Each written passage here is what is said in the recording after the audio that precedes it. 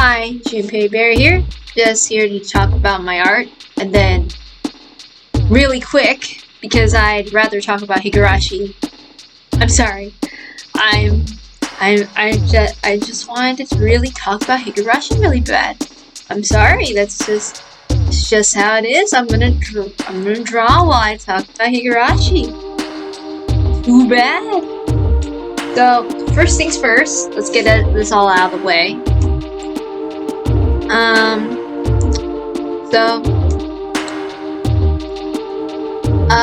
This part, I'm drawing a blood monster. Wait, yeah, I think. Frick, I don't. Oh no, this is a heart monster. This is the monster of heart. I don't know what type of monster it is, but it's supposed to be a wolf raven? I don't know. Like, at first, you see me draw it. And stuff. I might have done some mix-up.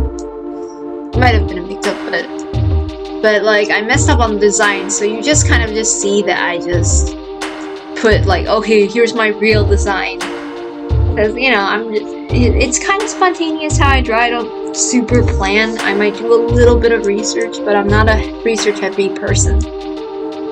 And then, so after like around 5:25 in the video, you don't really need to mark this down, but like, then I draw like this wolf that looks kind of like an orca, or like it has flippers at the end or something. That's like my wolf orca. I think that's like my ice type monster, which is probably based off something I looked up. It's not super important. Don't worry about it. The last clip of me drawing is I mixed up Chang'e and the Jade Rabbit together. Ooh, you know, it gives me good feelings. Because I remember Miffy. I mentioned about like my favorite bunny Miffy, and how I love drawing Miffy and love drawing. I love bunnies ever since. Like, I put a little anecdote, and it should be one of my sketch and compilation videos or whatever. And I sometimes when I was bored, I would stick needles, beautiful needles with like pearl ends or whatever, or they had jewelry at the end of the needles, and treat it like the Hanfu hair sticks, but stick it in the bunny's ear, in my plush Miffy's ears, because that's my favorite thing about Hanfu hair accessories. Like, not just a dress, it's all about the hair. It's all about the decoration. You gotta go balls to the wall with the decorations, or that ain't nothing, okay? It ain't nothing. You gotta go high and heavy. You know, I want to see like a billion decorations. I love them. I love dangly beads. So pretty. Oh my god, like, I love watching sea dramas, like Cantonese ones, stuff. And like always seeing the costumes change sometimes or something. Oh my god. But yeah, I mixed Chang'e up in the Jade Rabbit. I thought that would be pretty cool. I hope that interpretation was cool. She's got like a bunny centaur thing going on. Bunny face, human-ish body with bunny legs. Okay. Now that that's out of the way, now I want to go back to talking about my love for Higurashi no Nakakuroni and Ryukishi, because that man saved my life. Anyway. Okay. So, yeah, it really got me into the visual novels, and, you know, I started making friends online, like, with other friends and stuff. And I have a friend I'm really close to. Like, we're best friends. Like, he's one of my best friends, and like, one day I was like, hey, how about I read you out loud one of my favorite stories? How about I read Higurashi out loud? And he's like, yay, I love it! And and I go Fugu. That's one of my nicknames. I like being called Fugu. I mean, Junpei's fine too, but like when I'm making this, that's when I'm a Fugu, or that's when I'm a Gyro Panty. I mean, it should have been obvious that I was voicing Gyro Panty, because I mean that should be obvious that it's just pretending and I'm just having fun. I like being silly, and I like being an obnoxious pink ball like Kirby from Smash Brothers. Just deal with it. Hi. Okay. Anyway. I'm being off topic. So I started reading it for him. I actually went to. This is like a few years ago, or maybe it was my first time that I was gonna be like, I'm gonna read the entirety of the Higurashi visual novel. I actually did the Umineko one first. I read all of Umineko first. And now I'm doing Higurashi. And it's just wow. I tried reading Higurashi to my mom, but she doesn't speak my language, so I've had to try to do Google Translate and all that stuff so that she could understand. And I try to find transcripts so she can understand and stuff. Sometimes I don't think she gets it, and I really hope she does, because I don't know. I'll share Higurashi and Umineko with anyone. I love it. Especially Umineko. I mean, but yeah, I love them both equally. So yeah, I'm just gonna keep gushing here. So yeah, I like I said, I was reading through Onikakushi and Watanagashi and all that other stuff. And yeah. And like I said before, I'm now going through Himatsubushi. And once I do that, I will actually have read the entirety of the Higurashi visual novel, because I already went through Meikashi and Sumihoroboshi and Minagoroshi and Matsuri Bayashi, because I love all those. I love Kai. I love Kai way more than I actually like the original Higurashi. I mean, there are very good parts in Higurashi, but it doesn't compare to Kai.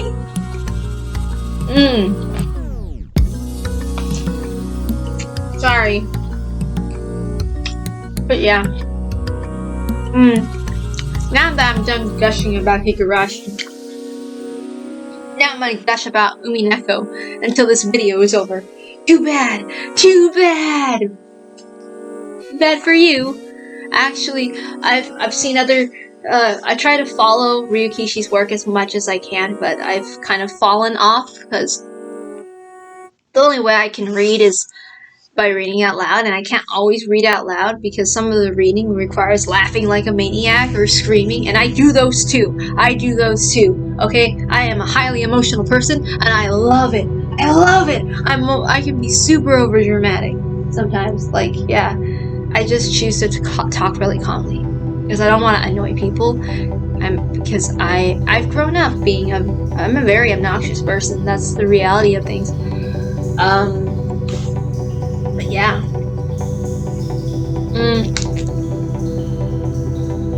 But like, I love Umineko as well.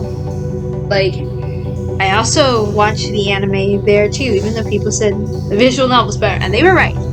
Actually, that was not my first experience with visual novels with Higurashi. Actually, since there were people who illegally posted, I don't know, like little snippets of Umineko. Hey, one day I'm gonna buy the visual novels legally, and I already have. I already bought Kikonia legally, and all that stuff. That's because I want to support the creators. Okay. Like, I'm sorry, I was just desperate. I'm sorry, forgive me. I'm buying manga. I'm buying the visual novels. Okay. And like, so, Umineko. So, like, you can't really sympathize that much with Umineko, I feel like, in the anime. So it was just like, yeah, everybody's right. Just go after the visual novel. I just read one, like 10 minutes of a snippet of where they found everybody, like, in the first Twilight during first episode, and I cried when George was asking to his dad Hideyoshi about Shannon and stuff like that. I cried because I don't know, when people are in love, they want to get married, they want to have a future and all that stuff, you know.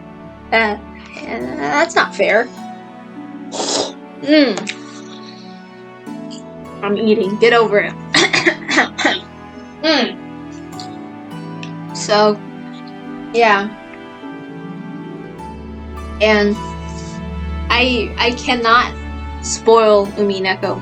It is really an experience to, if you are like me, if you are a highly imaginative person who barely has a social life except with some friends and stuff, and you are constantly lonely and you are constantly disparaged over like over the fact that you have extremely escapist tendencies and people will make fun of you and laugh at you and make you feel like crap for it, go read Umineko, please, I beg of you. Like, it made me feel seen. I don't feel alone. And also, if you're a transgender person, go check it out too. Like, sometimes, like, you know, sometimes you kind of feel like you don't know if you're a boy or a girl, or maybe neither. Maybe you like, I definitely relate. Like, and it. Anyway, go read Umineko and stuff. It's amazing. I love it.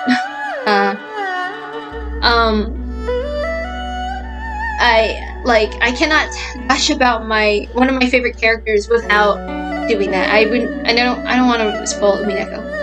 It's really good.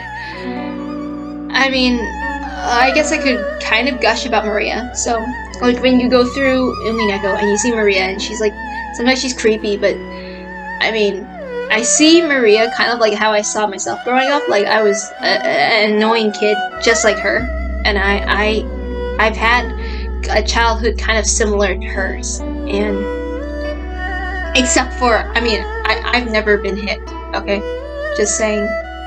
Oh, here's some things. Umineko deals with a lot of like abuse and pain and all that stuff, and if you're not comfortable with the idea of seeing abuse on screen, you shouldn't want when reading it, unless you're prepared to cry for 15 minutes like me or whatever, don't read it.